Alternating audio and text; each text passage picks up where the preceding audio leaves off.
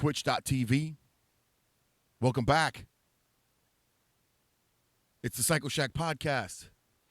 Sorry, got the hat on. I'm trying to keep the lighting off my face. I haven't quite worked out the lighting, but we're going to leave it alone. Leave it as is. I'm not going to play around with it. What's up, everybody? The Cycleshack Podcast at gmail.com. I'm Ivan Rodriguez. You know what? I'm going to have to introduce myself all over again because I got my twitch.tv live on, but I don't have my podcast recording on live for iTunes and anchor.fm. So let's take it a step back. No editing. This is live. There's no editing here. So here we go. Bam! What's happening, everybody? I'm Ivan Rodriguez. It's another episode of the Cycle Shack. This is, I believe, show number 45.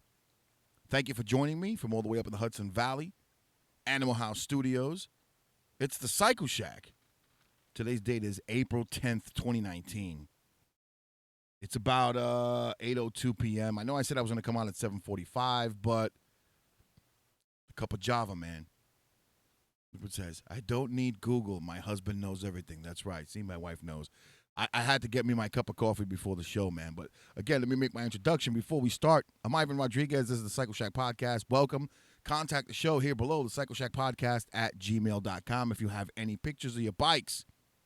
If you got your bike ready this year, send me an email with your bike picture. Tell me what you ride. Tell me what your ride schedule looks like this year. Tell me where you're going. I want to share it with everybody on the show. The Cycleshack Podcast at gmail.com is the email address again. Or you can click on the Facebook page at the Cycleshack Podcast. On the Facebook page, you'll hit the link to my website where you could read the blogs and sign in and sign up and get emails every time a new show comes up or a new blog. It'll pop up on the website for you and notify you. Again, thanks for joining. You can also watch and view the Cycle Shack or listen on YouTube. That's right. We're live on twitch.tv, but as soon as we're done, I pop this stuff on YouTube, and you can catch the Cycle Shack on YouTube and catch up with the shows. For those of you that are just watching for the first time, thank you. This is a podcast about motorcycles and more.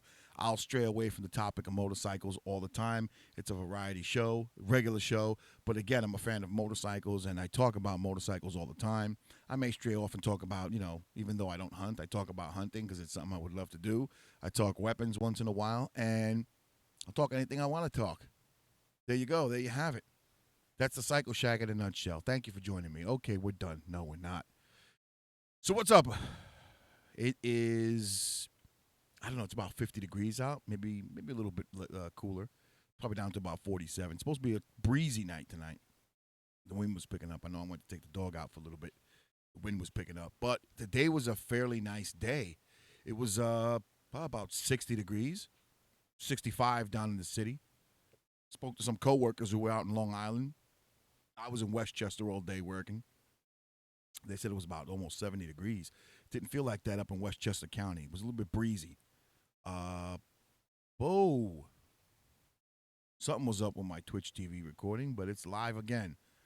All right, maybe a quick internet issue there. But anyway, it's getting warm, man. I'm seeing the bikes on the road all the time. I'm hearing the exhausts. I just came from up making me a cup of Java. Speaking of which, let's take a quick swig of coffee. Awesome. Yeah, man. I'm outside walking the dog. I was making some coffee, and I heard the bikes, the exhausts flying by. Guys making it home for the night. I guess they get home from work, they take a quick ride and bring it back in. I took a quick ride myself today, and I went to go pick up my wife's bike at service. Not so much a service because we didn't get a service. I had some warranty work taken care of that was under the warranty, thankfully. And went and picked up the bike, got it inspected, and took a quick little ride on the way back, but it felt awkward. It was a little bit of a punishing ride. It's a small bike. It's a sporty. And I'm a big dude. So while I was having fun, it was a blast, but it's not so comfortable on a tiny bike like that when you're used to riding on a touring bike. But, yeah, I saw the bikes out there, and everybody was having fun. Looked like they were having fun, and that's it, man. I mean, let's call it right now. I don't think we're getting any more snow. I think we're done. We might get a few more cold days here and there. By cold days might be some 40s. Might have one crazy night that'll go down into the 20s. It'll make everybody remember winter's coming back, but not anytime soon. So I think we're officially done. So it's time to break out the outdoor picnic tables, the outdoor gazebos. You know, bring the bikes out for a nice wash, a polishing, and let it rip. Send me an email, guys, at the Cycleshack Podcast. Really, I'd like to hear what everybody's ride plans are this year. Let's talk about it. Open up that dialogue. Send me photos of your bikes, too, man. I want to see what everybody's riding out there. Got some metrics of the show, man. The show's doing fairly great. Anchor.fm sends me metrics or posts metrics on the site now, so I'm able to see where the platform is. Hello to everybody in California, Mountain View, California, who's listening to the show and watching it on listening on Anchor.fm, listening on iTunes, or watching it on Twitch.tv. A lot of viewership in California, man, and I don't see why not. You can ride bike all year round in California. Again, a lot of listeners in California, plenty of listeners in New York. A good amount of listeners out in Colorado for some reason, and Texas. Listeners in Texas. So thank you for supporting the show, man. And again, if you get on iTunes, give the show a rating, thumbs up or thumbs down. I don't care what it is. If you watch the show on YouTube, give me some feedback, some comments. I appreciate it. Doesn't matter. I got thick skin, guys. You can say whatever you want. It don't bother me none. It's all in the spirit of fun, man. So, again, you can email me, let me know what you think of the show, or just bottom line, send me photographs of your bikes, you know, your riding pics, where you go, or your ride schedule, where you're planning on going this year. I'm interested. So, moving on with the show, man, thank you to Anchor.fm, our sponsors. The sponsors of the Cycleshack Podcast on Anchor.fm. They also sponsor us. Not only are they our host platform, but they do sponsor the show. The Cycle Shack can be also played anywhere where any media outlet where podcasts are available. Spotify, we're on Spotify. You name it, the show's there. And thank you to them for posting the show up. Also, thank you to Twitch.tv because the show is on Twitch.tv as well. So, weather's getting good. Weather broke finally. No more winter. And I'm ready. I got the bike ready. My wife's got her baby ready, although my wife is taking a pause for the cause for a little bit because she's doing some stuff. But her baby's ready to go. It's inspected. We got our Reggies done. Insurance is done. And away we're ready to rock and roll. Bike is maintained. My touring bike's ready to go. And you know what? Before I move forward, if you guys got bikes that need to get, last-minute maintenance or service, and you're in the New Jersey area, Totowa, New Jersey specifically, you got to give a look to Armsco Custom Cycles. That's right, our buddy AJ out in Totowa, New Jersey. You get high-quality, old-school service. He does Harleys right. Follow him on Instagram at Armsco Custom Cycles. He customizes installations for pipes, headers, performance tuning, apes, all types of handlebars, tires, LED lighting. Again, quality service and repairs, detailing, and more. Custom paintwork by J.O. Customs. Check out the website, armscocustomcycles.com. Again, check out AJ at armscocustomcycles.com. AJ out in Totowa, New Jersey. If you're in the Jersey area and you need service, go check out AJ at Armsco, man. He'll do right by you. He's got a great shop, and he's growing. So let's show some support to AJ because he's an independent service shop. Not affiliated with Harley Davidson, but he loves Harleys and he'll service the bike. Service the bike right. Again, I'm going to be checking AJ out and getting that interview going. So, AJ, the bike's ready, man. Give me a couple of weeks. I'm going to hit you up, and we're going to be rocking and rolling, brother. So, right now, I was, the show, I'm always reading articles and stupid stuff that I find on motorcycles. And I kind of caught something that I just chuckled at. What if Harley Davidson made air purifiers was the title of this article. That caught my eye as soon as I read that. And I had to look at it. So this is by yankodesign.com. By Sarah Sheath. And I'm sorry if I'm pronouncing that wrong. S-H-E-T-H. Sheth, I believe. Who knows? But like I said, sorry if I'm pronouncing it wrong. What if Harley Davidson designed air purifiers? I'm going to post a link on this on the show notes. So you'll be able to read it yourself and look at the photographs. But picture an air purifier with Harley Davidson logos all over it. A mesh grill that looks like a Harley Davidson oil cooler grill. It looks cool. Well, if the company that made petrol-chugging motorbikes decided to also make air purifiers, I'd consider it a pretty good thing. But this one's just a concept as part of PDF Hall's What If X Brand Made Y product series. This is the Harley Davidson air purifier. So again, check it out. It's got LED lights on it. It's just funny. It's got Harley logos. It's in like a gunmetal gray. And it looks like a small air purifier. And again, that's yankodesign.com. So check it out.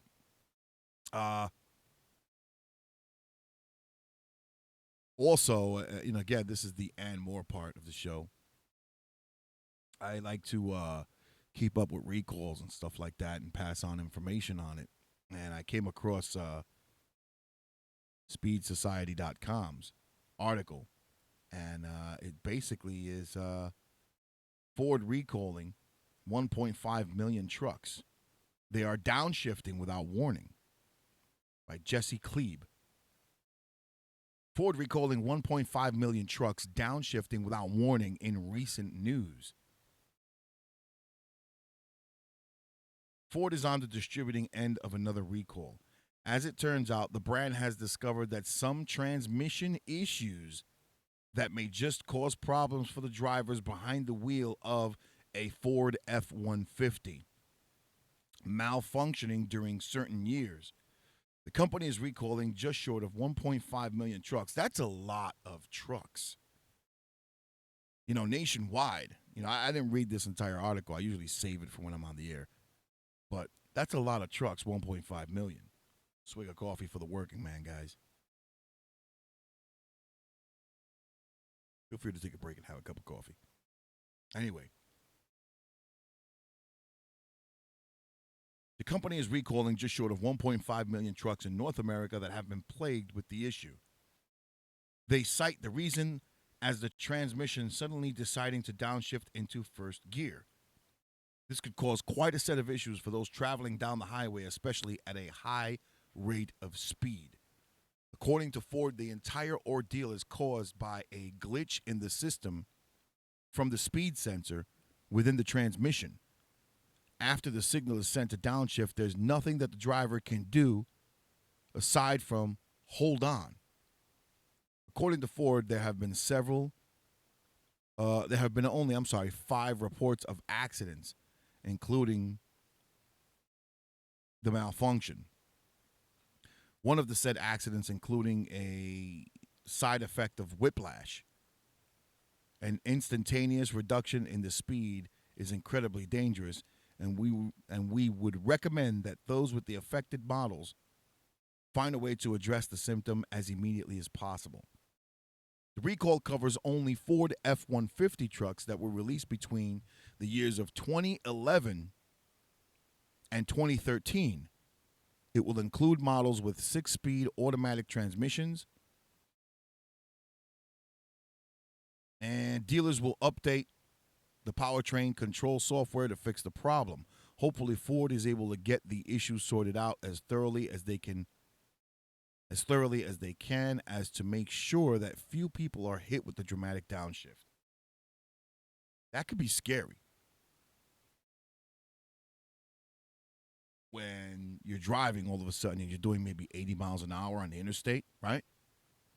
And your truck just decides to downshift to first. You're gonna burn rubber.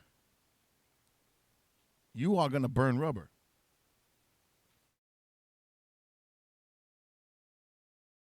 But I'm trying to see what I can do here. Is there's no recall number. It says here, sometimes recalls fly under the radar as something minor that's not really that scary for drivers, but I'm not sure that I could drive around at all knowing that this fate could be looming over the horizon. Okay. So you know what? I should have did my due diligence and maybe got a recall number on that. But again, guys, click the link. Check it out. Ford recalling 1.5 million F-150 pickup trucks between the years of 2011 and 2013 that suddenly downshift from whatever gear they're in at whatever speed to first gear. That's scary. If you got an F-150 truck made between them years, go get it looked at. So I'm a big TV buff. I love watching movies. I love modern westerns. I really do. I could sit down and watch. Like, my favorite movie to watch, and I talk about it all the time on Facebook, is Tombstone. And there's two types of that movie. One was Tombstone. The other one was Wyatt Earp with Kevin Costner, starring Kevin Costner, and Dennis Quaid played Doc Holliday. But I like that one, don't get me wrong, because, again, I love modern westerns. And I say modern because it was a western that was made in recent times within the last 20 to 25 years, right? I think Wyatt Earp came out in 92, 93. Same thing with Tombstone. And the real stars of that one, Wyatt Earp, was, again, Kevin Costner, and Doc Holliday was played by Dennis Quaid, which, I don't know, I like that version, but I like Tombstone a little bit more. And it's basically the story about the battle at the OK Corral. It's been exaggerated through time, but these try to kind of shed light on it. The Clanton and the McClarys, the cowboy gangs from back in those days, and Wyatt Earp and his brothers. Now, Tombstone was, and I love this one because I love the actors, Kurt Russell in his day. Kurt Russell in that movie was sharp. The way his eyes were like deep into the socket, and he had that serious look. I love it. And I love me some Sam Elliott, man. I'm a big Sam Elliott fan, so I was sold on that one. And as much of a Val Kilmer fan I'm not, I think he did a freaking awesome job playing Doc Holliday. So I love that Doc Holliday version over the Wyatt Earp version with Dennis Quaid. So Tombstone's a great movie. So again, I love modern westerns. Those are my favorites. And Tombstone actually played today before I jumped on the air. I was watching it while I was eating dinner. Okay, I love it. I catch it every time I can. I try to watch it uncut. My favorite scene is the one where guy confronts him, and he pulls his gun out, draws on him, and he starts doing the gun tricks and fastest gun, and then Doc Holliday just looks at him, pulls out his little tuberculosis cup, and just starts mimicking him. And you got to see the movie. Check it out, Tombstone. But again, love watching TV, love checking out modern westerns, and I kind of got like the show, and it was my wife that put me onto the show. And it's starring Kevin Costner, matter of fact. And it is Yellowstone. If you haven't caught season 1 of Yellowstone, check it out. It's on the Paramount Network. But apparently it's coming back for a second season, and I can't wait to see it. I really can't, because I really like the show. Woo! Another swig of coffee for the working man.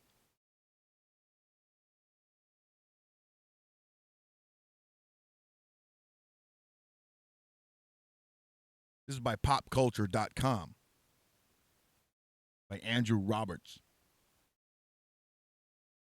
And it goes on to say, Yellowstone Season 2 premiere date released with first teaser trailer. Not going to play the trailer, but again, I'm going to post the link.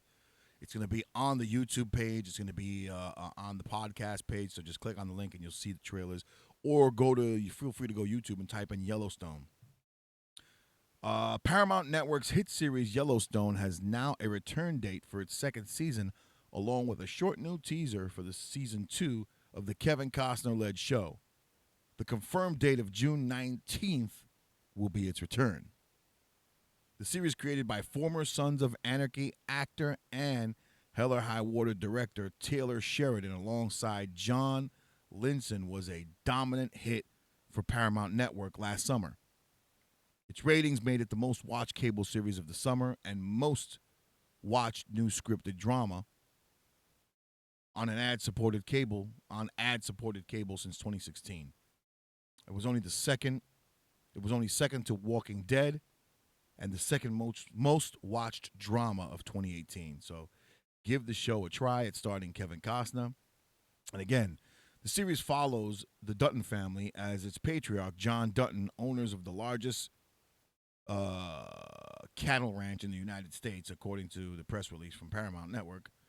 Amid shifting alliances, unsolved murders, and open wounds, and hard-earned respect, the ranch is consistently in conflict with those that border it. An expanding town, an Indian reservation, and America's first national park. Success of the series gave Paramount Network its third successful scripted launch following the Emmy-nominated Waco. So again, check it out. It's on Paramount Network. Feel free to check it out on YouTube to see some previews, etc. It's called Yellowstone, starring Kevin Costner. A lot of great actors on it, a lot of good acting. And if you like modern westerns, this one's set in modern times, in today's times, and it's awesome. Love it. Check out Tombstone also. Give Wyatt Earp a look also. It's not a bad movie. It's just of the two versions, I like Tombstone. So getting back into motorcycles here. We all know that Harley Davidson came out with the $30,000 Livewire being released midsummer, right? So apparently, Zero Motorcycles is launching a $20,000 e-bike, electric bike. And it's by Forbes.com, the article I'm going to read to you now. Bill Robertson is the author. And it titles, Will Zero's new 20,000 or 20K e-bike raise the performance bar too far above Harley's $30,000 Livewire? It's springtime and the new electric motorcycles seem to be popping up like dandelions in search of sunlight. The veteran e-bike maker Zero is no exception. CEO Sam Paschal, sorry if I'm pronouncing that wrong, Sam, says he thinks the timing for the new SRF is critical when it comes to the electric motorcycle market. With the overall reveal of the new machine last month, he hopes to have Zero riding a growing wave of electric motorcycles. I think I read this all screwed up here. With the reveal of the new machine last month, he hopes to have Zero riding a growing wave of electric motorcycle debuts that includes Harley Davidson, a new machine from Lightning, and an urban-focused bike from new entry Fuel, which is overseen by moto engineering icon Erik Buell, which is another bike I'm going to talk about, which that kind of spoiled my next article that I'm going to read. But apparently, Zero has been making the rounds with the SRF during the promotional tour, giving rides aboard the new Street Fighter-style bike, which looks pretty good, by the way, which boasts significant more power, more range, more modern aesthetic, and more tech features than the previous top-tier machines. We've created the most transformational motorcycle experience in the world, Paschal told Forbes. Let's get to some specs here. Well, it goes on to talk about Harley and their $30,000 Livewire. Their bike's going to cost about $20,000. It says here the standard 14.4K battery slotted between the SRF's frame rails stretch the city range and the SRF to take over 160 miles or over 80 miles out on the highway at 70 miles an hour. So you can go over 80 miles at 70 miles an hour, or if you're riding around the city, over 160 miles. Not bad. Not bad. So check this out. Again, it's from Zero Motorcycles. It's the new the Zero SRF e-bike. Again, you can click the link on the page for the Cycle Shack, and I'll have it on the show notes. which leads me to talk about another bike in the electric motorcycle market. And again, all these e-bikes coming out, electric bikes with the batteries and all this other stuff. I already spoke about my feelings on it, but what people don't realize, and I'm reading these things like they're the next latest and greatest thing, while it's I don't knock the technology because, again, the internal combustion engine is polluting the environment, right? Let's face it. But they're coming out with these e-bikes and these electric bikes and even electric cars, the Prius and the Elon Musk's car, what is it, the Tesla, as an alternative fuel vehicle. It's not an alternative fuel. Electric doesn't make it environmentally friendly, folks. Do you know how much pollution it took to make those batteries that's in that car? And do you know how much pollution it's going to take to get rid of them? Think about it. It's not environmentally friendly at all to make batteries. It's just an alternative technology. It's an alternative means of transport other than using a gas-guzzling internal combustion engine. So keep that in mind. So when I see all these e-bikes coming out, I'll guarantee you in about 10 years, we'll be up to our ears in batteries that we don't know what the hell to do with in landfills. And that's going to be the next problem. Because, again, it takes an awful lot of pollution to manufacture a battery. Believe me, you're not helping the carbon footprint. But anyway, do the research yourself. Maverick motorcycle engineer Erik Buell goes electric with fuel. This is also by Forbes.com. Bill Robertson as well. Erik Buell is a go-fast guy and high-living legend in the world of performance motorcycles.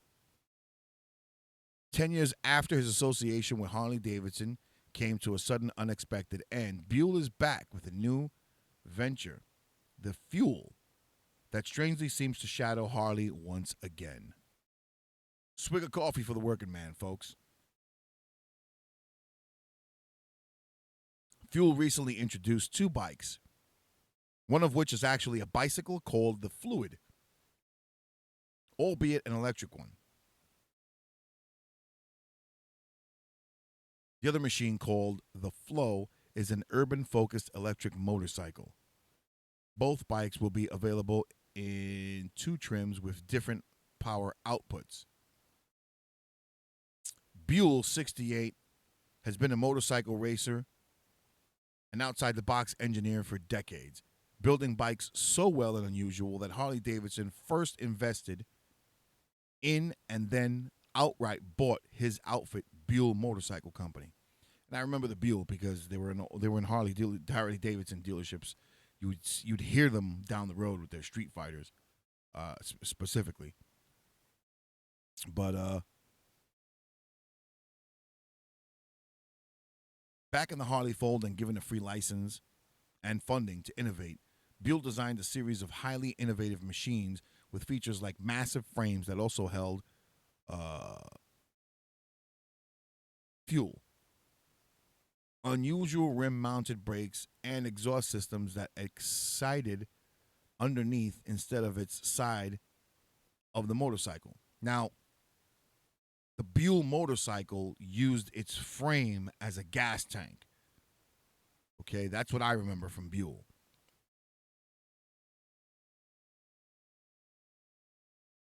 He also coaxed huge amounts of power from what were essentially glorified air-cooled cruiser engines until he could design and implement his own liquid-cooled high-performance motor. The Buell bikes, while quirky, were industrial design showcases and were sold at Harley dealerships. They were well received by riders and reviewers, but were undeniably niche. In late 2009, Harley unceremoniously pulled the plug on the Buell experiment.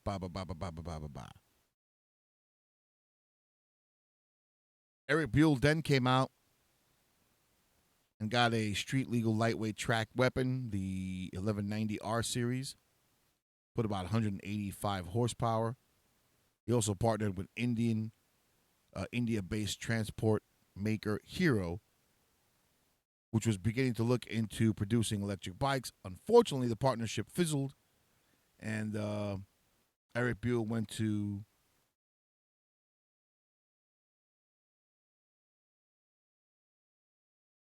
I don't know. It says here he only produced a limited number of bikes with that. I'm trying to get to the specifics here.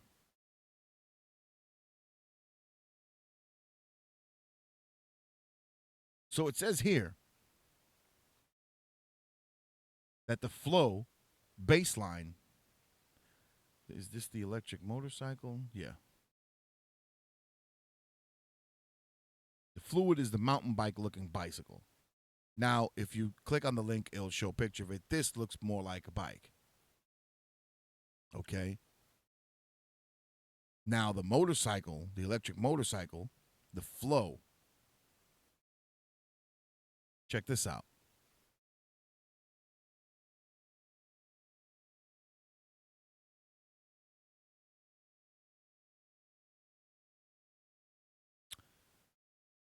The Flow machine is clearly aimed at commuters, with the motor options making either a trickless 15 horsepower or a full 47 ponies in S trim.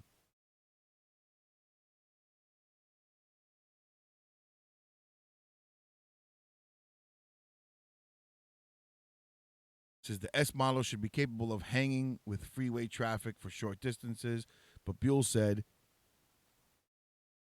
his focus for these bikes is accessibility, enabling affordable mobility and ease of use over raw speed. Basically, this bike will be at 10. It says here pricing will start at $10,995 for the base model Flow. Also, copious amounts of onboard storage and no need for a gas tank. Range and other specifications have not been announced. So for $10,000, you're getting a significantly slower bike. It's not going to be doing 70 miles an hour, but it will be doing highway speed, which is what, 55? But it doesn't say for how long. But at a price tag of $10,000 and change, that's certainly better than 20 grand for the Zero bike and way better than 30 grand for the Harley Davidson bike. But at what cost? As far as how long will it take to charge this bad boy? How long will the charge last for at highway speed and around the city? So that's what remains to be seen. The second I get any more information on it, I'll update everybody. But I just figured I'd mention that because this article was came across it, and again, I'm not impressed with all these electric bikes. I personally don't like them. I can't see myself riding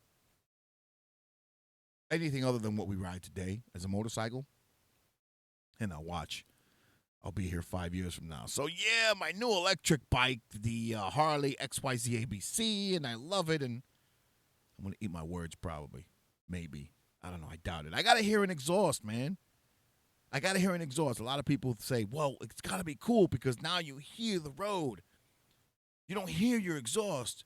You just really feel the wind on your face, and you'll just hear a little zing, and you'll be like more connected with the road." But I don't know, man. I gotta have that exhaust. I gotta hear my bike.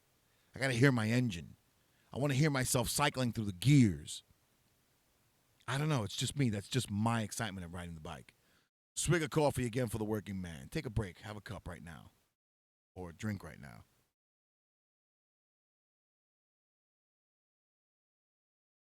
So I just want to make mention of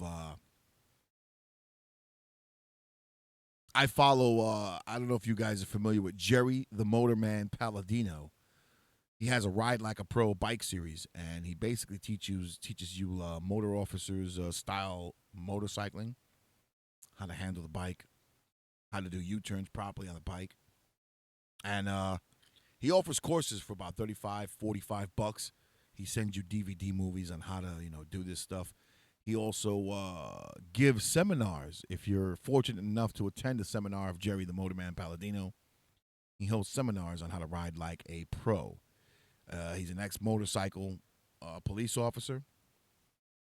and he's got over 20 years of experience at it. And his YouTube channel, I'm not gonna. Well, I clicked on the link and it's gonna wind up playing, and I don't want to play it over the air. But if you can, check him out. It's Jerry the Motorman Paladino. Ride like a pro. The link will be on the page. You can click right on it. It'll take you right to YouTube to his page. But it's interesting because he was telling stories about how today a lot of people, not that they think Harleys are expensive. Harleys are expensive bikes, and we wonder, when did it all start? Now, for me, I remember when I was a kid. Again, I loved Harleys. I just couldn't afford them till I was an adult working male whom already was established and had kids. You know, that was when I was able to put some pennies away and get a Harley Davidson. And my wife knew how fond I was of the bikes as a kid also. And she said, you go for it. You work hard enough. Go for a Harley. So I did. But other than that, I used to ride metric cruisers, Kawasaki Vulcans or whatever. And hey, different strokes for different folks, man. It's all about two wheels. You know what I mean? But I loved Harley, always loved Harley, and was a big fan of Harley, and couldn't wait till I was able to afford one day. But Jerry Paladino touches on how what people would think would be price gouging, and he's right. It's not price gouging. It's free market. It's free enterprise. You know, back when I remember when Sportsters and Dynas and these bikes in the late 80s and everything, you know, before the 90s rolled around, they were pretty affordable bikes. I mean, they were still a little expensive for their time, but not the way they are now. And he talks about something that's true to life. I remember, because I fell in love with the bike as well. You remember Terminator 2 Judgment Day with Arnold Schwarzenegger? The motorcycle that he rode, that Harley that he rode in that, when he first started the movie, that he took the biker gear clothing from the guy, took his motorcycle, and he rode off. That was the first edition of the Harley Davidson Fat Boy back in 1991. That was the 91 Fat Boy. It could be 91, 92, whatever. But bottom line, that was when the Fat Boy was introduced. And Jerry Paladino touches on a true story where you couldn't get, a dealership couldn't keep up with the demand of the Fat Boys when they came out in that movie. And dealerships were freaking raising the prices on them things by fucking $2,000, $3,000, $4,000. Excuse the French. We try to keep it family friendly, but it slipped out. So he's talking about how people were satisfied in paying $3,000, $4,000, maybe $5,000 over MSRP, and that's when Harley Davidson started coming out with MSRP in their catalogs. And he mentions this, and he goes on to say, because of this reason, people started blaming Harley, and they didn't understand that it was independently owned dealerships that were doing this. But people were willing to pay it. Some people were willing to pay $2,000 up front just to get the bike because the dealership didn't have it. And then once the bike came into the dealership, they paid whatever the asking price of the dealership was, and that $2,000 wasn't included in it. The $2,000 was just to, hey, be patient, pay us the $2,000. As soon as it comes in, we'll call you. You get the bike. People were paying it, and on and on and on and on and on went the what people would call gouging. It's not really gouging. It's free enterprise. There's nothing that says that they have to sell the bike at the MSRP. Is it a good business practice? Of course not. Maybe not. I have seen dealerships do that. I currently go to Harley Davidson dealership events at a Harley dealer. I'm not going to name the name of it, but I do see that, yeah. My home Harley Davidson dealership is O'Toole's Harley Davidson in Wurtsboro. I go there and have purchased 4 bikes from them already, and they have been at MSRP or less, never above. I have yet to see a dealership that keeps it at the MSRP. I'm sure they're out there, but I haven't seen it other than O'Toole's. Every bike I got below the MSRP asking.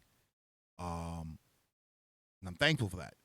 Another dealership that I go to attend events to, I've seen it I've seen the prices $2, $3, $4, up to $8,000 above MSRP for the touring lineup.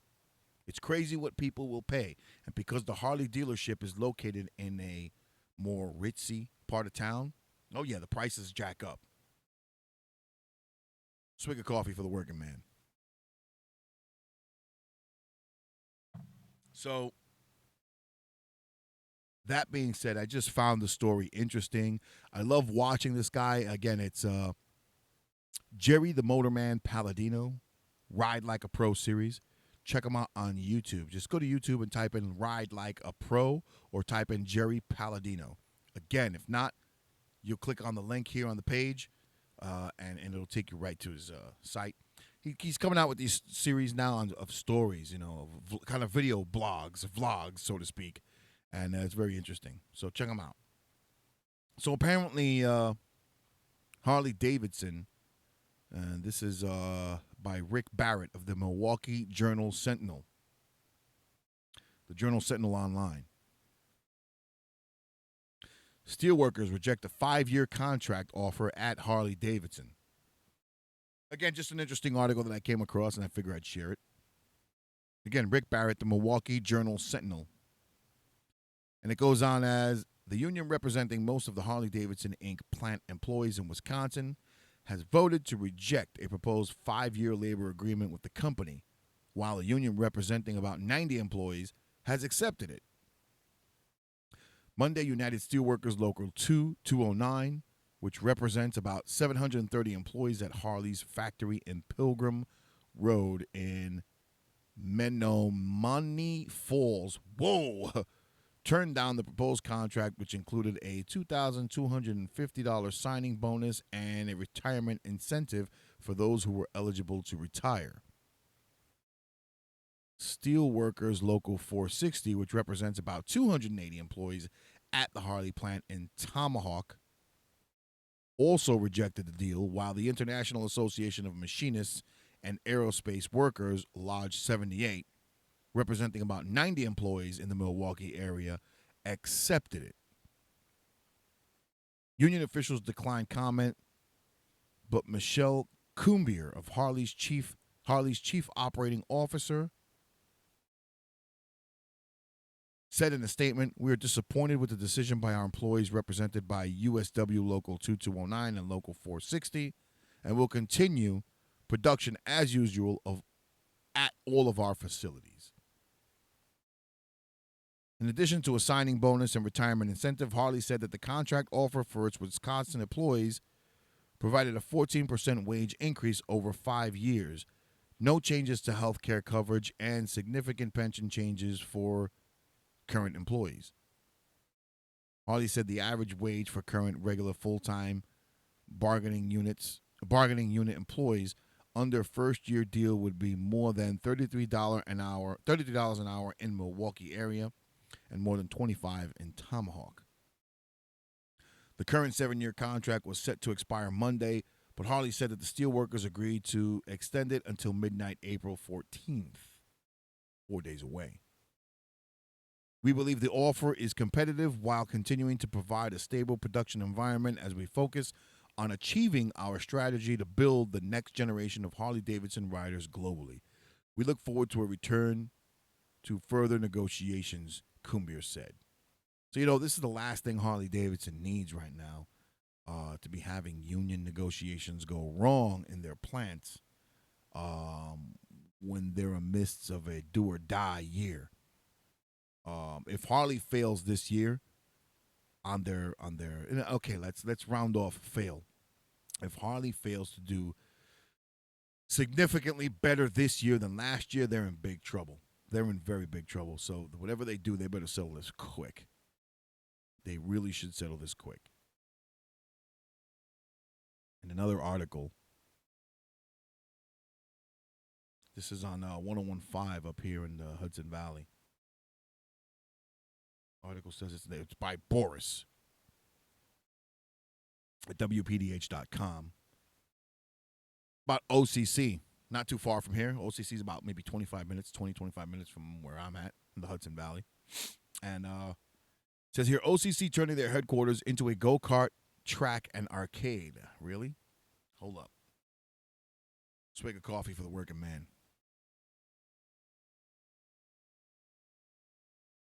Orange County Choppers has announced a big change coming to their headquarters in Newburgh. The building made famous by American Chopper on the Discovery Channel is undergoing a major transformation in an effort to bring in crowds. The 90,000 square foot building will be remodeling to feature an arcade and other entertainment attractions.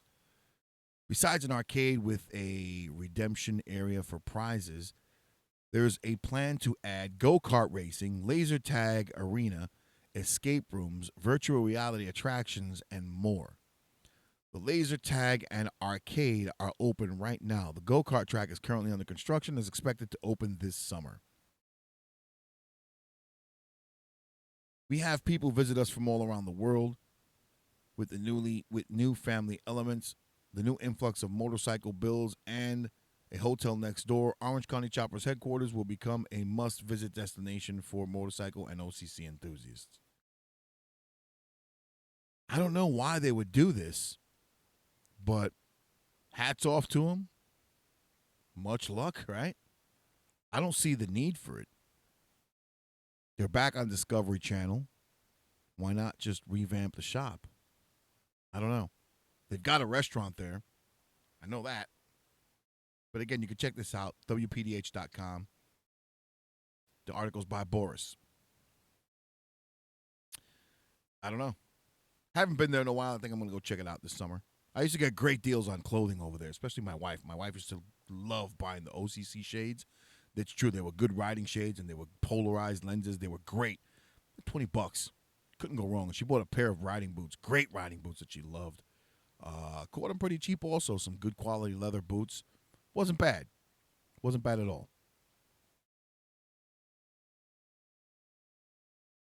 And in the final article here, this is from monsterandcritics.com.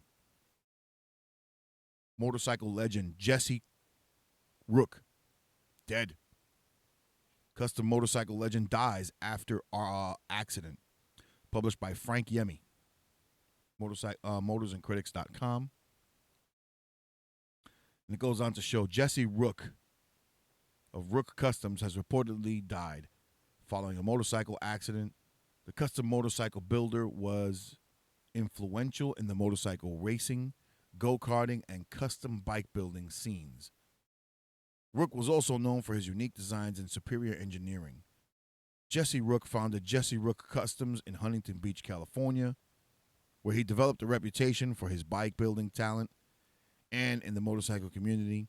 He was reportedly pronounced dead after he crashed his bike yesterday, April 5th, 2019, under unknown circumstances.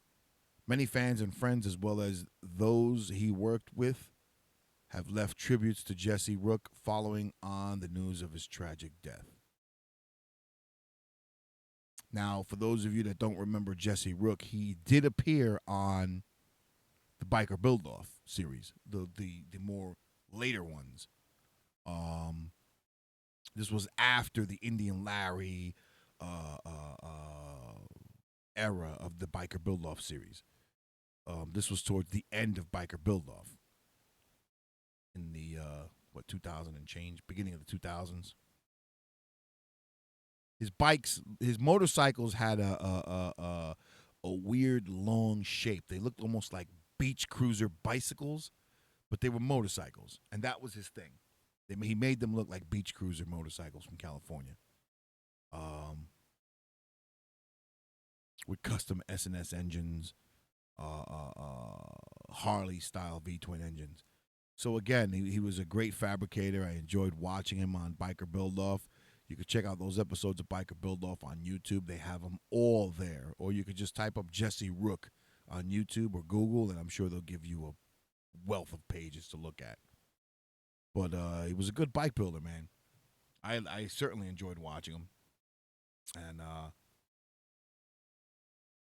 definitely a sad loss for the motorcycle community. And, yeah, man. This year I hope to catch the Indian Biker Block Party. Indian Larry Block Party. There's also a charity called Aiden's Ride that is hosted by, I think, Indian Larry Motorcycles out in Brooklyn. I'm hoping to catch that also. So we got a couple of things coming up. I'm hoping to catch AJ at Armsco Custom Cycles this year. That actually very soon. Thanks, AJ, for watching and giving comments. I appreciate you, man, and keep doing what you're doing. Love your work. And couple of things in store, hopefully, this year. I plan on attending the last Memorial Weekend at, I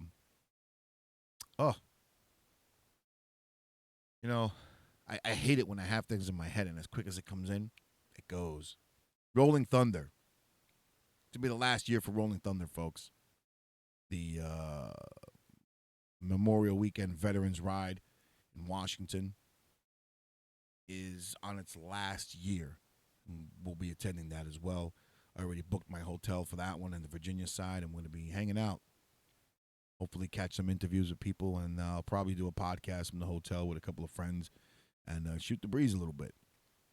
So the Cycleshack Podcast at gmail.com. Guys, click the email below. What am I doing here? There we go. Send me pictures, send me questions, articles, comments, anything motorcycle related or anything you want to talk about. Send them to me, but I do look forward to looking for some pictures. I want to see pictures of what you're riding, folks. Show me what you got this summer. Show me what you got this riding season. I'll gladly feature it on the Facebook page, on the website, and I'll even try to throw them up right here on twitch.tv for you. Again, that's the Cycleshack Podcast at gmail.com. Check out the Cycle Shack on Facebook at the Cycle Shack Podcast. You can check me out on twitch.tv live. Check me out on YouTube. Or you can hear the show on its host platform, anchor.fm, Spotify, or even iTunes. If you do listen on any platform, please give me a rating. Rate the show, especially on iTunes. Tell me what you think. Give me a thumbs up. Rate me on YouTube, etc., etc. I appreciate you guys. And again, look forward to a great riding season. Be safe out there. My name is Ivan Rodriguez. This was the Cycleshack Podcast. Thank you very much, folks. I appreciate you. We'll talk to you soon.